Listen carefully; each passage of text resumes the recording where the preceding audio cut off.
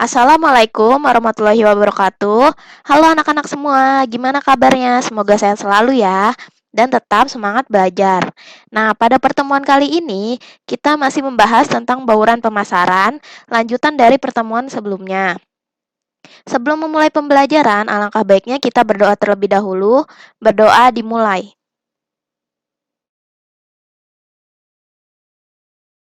Berdoa selesai. Nah, saya harap kalian pada kondisi tegap ya saat menonton video ini, dan kondisi siap belajar. Tujuan pembelajarannya masih sama dengan pertemuan sebelumnya, yaitu melalui kegiatan pembelajaran ini, peserta didik diharapkan mampu menerapkan perencanaan bauran pemasaran dan menyusun rencana bauran pemasaran. Nah, pada pertemuan kali ini kita akan melanjutkan membahas tentang 4P. Pada pertemuan sebelumnya kan kita sudah membahas tentang price dan produk ya. Nah, pada pertemuan kali ini kita akan membahas tentang promosi atau promotion dan place atau tempat. Sebelumnya ada yang sudah tahu promosi itu apa? Nah, kalau misalnya belum tahu, ini ada definisi promosi dari Huriyati. Promosi merupakan aktivitas pemasaran yang berusaha menyebarkan informasi, mempengaruhi atau membujuk, atau mengingatkan pasar sasaran atas perusahaan dan produknya agar bersedia menerima, membeli, dan loyal pada produk yang ditawarkan perusahaan yang bersangkutan. Nah, promosi ini merupakan salah satu variabel marketing mix yang sangat penting dilakukan untuk membuka pangsa pasar yang baru atau juga memperluas jaringan pemasaran. Dalam pemasaran modern, produsen bukan hanya bertanggung jawab dalam menciptakan produk, tetapi produsen juga harus dapat berkomunikasi dengan konsumennya dengan harapan konsumen tersebut menjadi konsumen tetap atau konsumen yang loyal. Nah, dalam hal ini diperlukannya komunikasi pemasaran. Dalam promosi terdapat bauran promosi atau promotional mix. Nah, bauran promosi ini ada 4. Yang pertama ada periklanan. Periklanan merupakan bentuk presentasi dalam promosi non-pribadi tentang ide, barang, dan jasa yang dibayar oleh sponsor tertentu. Yang kedua ada personal selling. Personal selling merupakan presentasi lisan dan percakapan dengan satu calon pembeli atau lebih yang ditujukan untuk menciptakan penjualan. Jadi personal selling ini kita mempromosikan secara personal. Misalnya saya menjual lontong sayur. Saya mempromosikan lontong sayur ini kepada teman saya. Mengobrolnya secara langsung, saya menawarkan secara langsung. Nah, yang ketiga ini ada publisitas. Publisitas merupakan pemberitahuan secara komersial di media massa atau sponsor secara non-pribadi dengan tujuan untuk mendorong permintaan atas produk, jasa, atau ide perusahaan. Yang keempat ada promosi penjualan. Promosi penjualan merupakan kegiatan pemasaran selain periklanan, personal selling, dan publisitas yang mendorong pembelian barang oleh konsumen. Kegiatan promosi penjualan diantaranya nih ada pameran, ada demonstrasi, dan lain sebagainya. Nah, anak-anak semua ada yang tahu tidak perbedaan periklanan dan publisitas? Selanjutnya, kita akan membahas tentang perbedaan publisitas dan periklanan. Secara dasarnya atau secara mudahnya, publisitas untuk melakukan publisitas kita tidak membutuhkan biaya. Tetapi, publisitas ini kita tidak bisa mengontrol informasi yang akan disampaikan oleh pihak ketiga atau konsumen. Sedangkan periklanan, kita membutuhkan biaya untuk melakukan periklanan, tetapi kita bisa mengontrol informasi apa saja yang ingin ditampilkan. Contoh publisitas ini misalkan, kita memiliki, restoran atau misalnya kita memiliki sebuah produk, lalu pihak televisi ini meliput produk kita gitu secara sukarela. Nah, itu termasuk publisitas. Karena dilakukannya secara sukarela, jadi informasi yang disampaikan oleh pihak televisi ini kita nggak bisa mengontrol informasi apa saja yang akan bisa ditampilkan. Bisa saja, pihak televisi ini menginformasikan tentang hal-hal yang negatif atau hal-hal yang positif dari produk kita atau dari bisnis kita. Sedangkan periklanan kita bisa mengontrol informasi apa saja yang akan kita sampaikan ke konsumen atau ke publik. Nah, contohnya ini kayak misalnya kita ingin iklan di TV atau ingin iklan di YouTube atau kita ingin endorse selebgram atau artis di Instagram.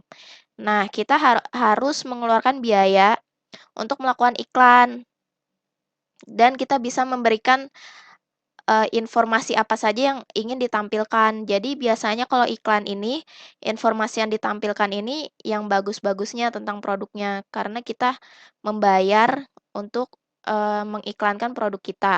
Sedangkan kalau publisitas kita tidak bisa mengontrol apakah yang akan disampaikan oleh pihak ketiga ini informasi yang buruk atau informasi yang baik terhadap produk kita. Tetapi, dari periklanan dan publisitas yang lebih berpengaruh terhadap penjualan ini sebenarnya publisitas, karena publisitas ini merupakan review atau informasi yang disampaikan secara jujur. Jadi apabila produk itu bagus, ya beneran akan bagus gitu. Sedangkan kalau iklan kan kita nggak bisa tahu apakah, produknya beneran bagus atau enggak, karena, dikontrol oleh pihak perusahaan. Nah, perbandingan dasarnya bisa dibaca di tabel berikut.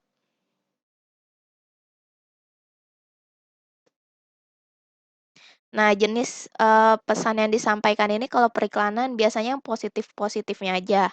Sedangkan, publisitas ini bisa positif atau negatif. Terus kredibilitasnya periklanan ini kurang, sedangkan publisitas ini relatif lebih kuat karena review jujur. Terus kalau periklanan ini fokus pada alat pemasaran yang mahal, sedangkan publisitas ini gratis.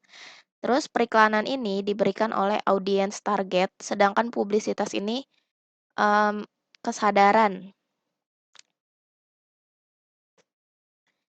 Nah, selanjutnya yaitu tempat atau place.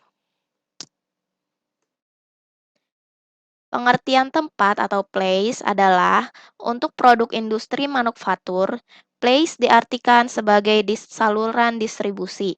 Sedangkan untuk produksi jasa, place diartikan sebagai tempat pelayanan jasa. Nah, dalam place ini atau dalam tempat ini, ada yang namanya kombinasi saluran distribusi barang konsumsi. Yang pertama ada saluran distribusi langsung, yaitu dari produsen langsung ke konsumen. Jenis ini umumnya sering disebut sebagai saluran distribusi langsung, yang mana jalur ini adalah jalur yang paling sederhana dan juga pendek tanpa adanya perantara apapun. Umumnya, jenis ini juga akan menjual barang secara langsung ke rumah konsumen. Contoh jenis saluran distribusi ini adalah koran, es krim, dan lain-lain. Jadi kalau misalnya koran ini kan menjual langsung ke konsumen, terus es krim juga ada pedagang es krim yang keliling ke rumah biasanya. Nah, itu bisa disebut saluran distribusi langsung. Yang kedua ada saluran distribusi satu perantara, yaitu dari produsen ke pengecer, pengecer ke konsumen. Untuk jenis yang satu ini, pihak produsen hanya harus mengeluarkan penjualan besar serta melakukan pengiriman pada pihak pedagang ke pengecer. Setelahnya, konsumen akan memberikan langsung kepada pengecer. Contoh dari saluran distribusi ini adalah mie, bakso, dan telur yang menjual produknya langsung kepada pedagang mie dan ayam bakso. Pedagang mie ayam bakso maksudnya. Selanjutnya ada saluran distribusi tradisional, yaitu dari produsen ke pedagang besar, selanjutnya ke pengecer dan ke konsumen.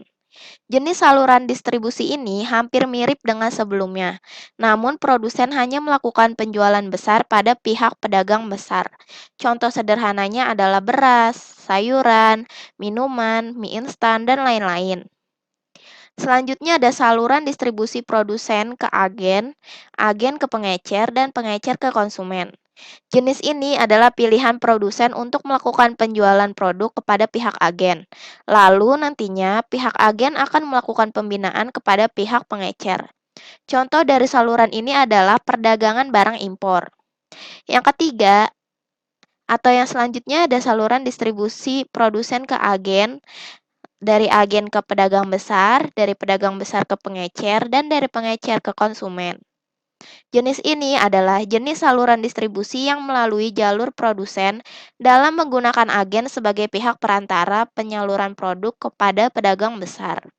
Setelahnya, barang akan dijual kepada pihak pengecer sehingga konsumen bisa menikmati produk tersebut. Contoh sederhana dari saluran distribusi ini yaitu pembelian mesin ke luar negeri dan menjualnya kembali.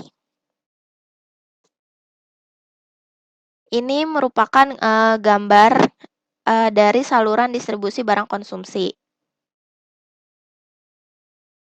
Nah, bisa dilihat yang pertama ini ada produsen langsung ke konsumen akhir, yang kedua ada dari produsen ke pengecer, lalu ke konsumen akhir. Yang ketiga ada dari produsen ke pedagang besar, ke pengecer, baru ke konsumen akhir. Yang keempat ada dari produsen ke agen, agen ke pengecer, dan pengecer ke konsumen akhir. Sedangkan yang kelima dari produsen ke agen, agen ke pedagang besar ke pengecer, dan pengecer ke konsumen akhir. Nah, selain saluran distribusi barang konsumsi, ada juga kombinasi saluran distribusi barang industri. Yang pertama ini ada saluran distribusi langsung dari produsen ke pemakai industri. Biasanya distribusi langsung ini dipakai oleh produsen bila mana transaksi penjualan kepada pemakai industri relatif cukup besar dan dalam saluran distribusi ini produsen menjual langsung kepada industri user. Saluran semacam ini cocok untuk barang-barang industri seperti lokomotif, pesawat, kapal terbang. Yang kedua ada saluran distribusi satu perantara, dari produsen ke distributor industri, lalu ke pemakai industri. Produsen barang-barang jenis perlengkapan operasi dan peralatan ekstra kecil dapat menggunakan distributor industri untuk mencapai pasarnya. Produsen memakai distributor industri adalah dengan tujuan agar barang-barang dengan pasti dan mudah diperoleh langsung oleh pemakai. Produsen barang-barang jenis perlengkapan operasi dan aksesoris atau equipment kecil dapat menggunakan distributor industri untuk mencapai pasarnya. Produsen lain yang dapat menggunakan distributor industri sebagai penyalurnya antara lain produsen bahan bangunan, produsen alat-alat untuk pembangunan, dan produsen alat pendingin udara. Selanjutnya ada saluran distribusi produsen ke agen, agen ke distributor industri, lalu ke pemakai industri.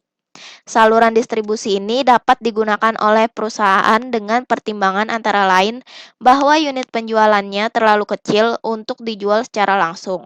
Selain itu, faktor penyimpanan pada saluran perlu dipertimbangkan pula. Dalam hal ini, agen penunjang seperti agen penyimpanan sangat penting peranannya.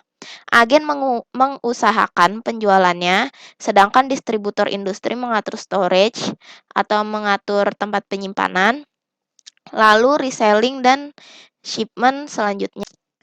Saluran distribusi yang selanjutnya yaitu saluran distribusi dari produsen ke agen, dari agen dan ke pemakai industri. Biasanya, saluran distribusi semacam ini dipakai oleh produsen yang tidak memiliki departemen pemasaran. Juga perusahaan yang ingin memperkenalkan barang baru atau ingin memasuki daerah pemasaran baru dan lebih suka menggunakan agen. Produsen tidak ingin membentuk sales force sendiri dan penjualan diserahkan kepada agen. Sedangkan kegiatan distribusinya dilakukan oleh produsen. Agen tidak memiliki barang tersebut, tapi bertanggung jawab atas pengaturan penjualan. Shipment atau pengiriman dilakukan langsung dari produsen kepada pemilik industri. Nah, ini merupakan gambar dari saluran distribusi barang industri. Pada tingkat 0 yaitu produsen langsung ke pelanggan industri. Pada tingkat 1 dari produsen ke distributor industri, lalu ke pelanggan industri. Pada tingkat 2, produsen ke perwakilan produsen, selanjutnya ke pelanggan industri. Atau bisa juga dari produsen ke perwakilan produsen dan ke distributor industri. Pada tingkat 3, dari produsen ke cabang penjualan produsen, lalu ke pelanggan industri, atau bisa juga dari produsen ke cabang penjualan produsen, lalu ke distributor industri. Selanjutnya adalah manajemen saluran atau manajemen distribusi. Manajemen saluran adalah pengembangan strategi yang searah didasarkan pada berbagai keputusan yang berkaitan untuk memindahkan barang-barang secara fisik maupun non-fisik guna mencapai tujuan perusahaan dan berada di dalam kondisi lingkungan tertentu. Saluran distribusi pada dasarnya merupakan sistem perilaku yang kompleks karena di dalamnya terjadi interaksi antara manusia dan perusahaan untuk mencapai tujuan pribadi dan tujuan perusahaan. Oleh karenanya, saluran distribusi ini pun tidak tetap, tetapi dapat berubah sesuai dengan perubahan sistem. Nah, dalam tempat atau place atau distribusi, harus memikirkan lokasi yang strategis. Penentuan lokasi untuk pemasaran juga mempengaruhi jumlah volume penjualan produk yang dihasilkan sebuah perusahaan. Oleh karenanya, sebuah perusahaan akan mencari lokasi yang strategis untuk digunakan sebagai lokasi produksi maupun lokasi distribusinya. Jika kita ingin mendirikan suatu perusahaan atau ingin membuka sebuah bisnis, kita harus memikirkan di mana lokasi tempat kita akan membuka sebuah bisnis. Apakah kita ingin dekat dengan pasar atau ingin dekat dengan konsumen langsung atau kita lebih memilih ingin dekat dengan di mana tempat sumber daya alam dari perusahaan atau sumber daya alam yang kita butuhkan itu berada. Karena lokasi ini juga mempengaruhi biaya operasional perusahaan. Sekian pemaparan materi pada hari ini. Nah, sebelum menutup pertemuan hari ini, saya ada oleh-oleh nih buat kalian. Ada yang tahu oleh-olehnya apa? Ya, oleh-olehnya adalah tugas.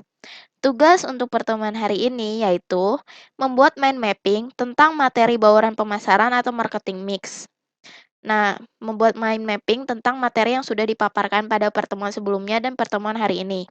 Nanti saya akan memberikan PowerPoint-nya di Google Classroom, jadi kalian membuat mind mapping berdasarkan PowerPoint yang saya berikan. Mind mapping-nya ditulis tangan, boleh kerjakan di buku tulis, kertas folio, atau buku gambar. Kerjakan selengkap dan sekreatif mungkin ya.